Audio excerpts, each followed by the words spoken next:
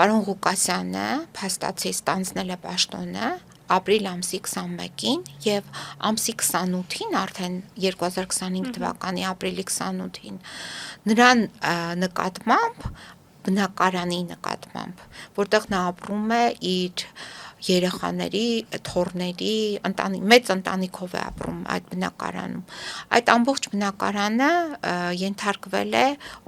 օպերատիվ հետախուզական միջոցառումների, ներքին դիտում, արտաքին դիտում եւ այլն։ Այսինքն միջամտություն դատական ակտով ոչ միայն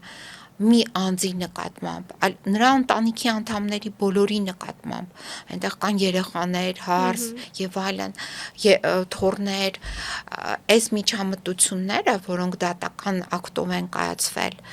եւ մենք այդ մասին իմանում ենք նոր, որը պետք է դեռ չենք է ստացել, նույնիսկ դատական լսումների ժամանակ պահանջել ենք, դա մեզ չեն տրամադրել, դատավորն էլ չի տեսել, ով որ կալանավորեց պարոն Ղուկասյանին,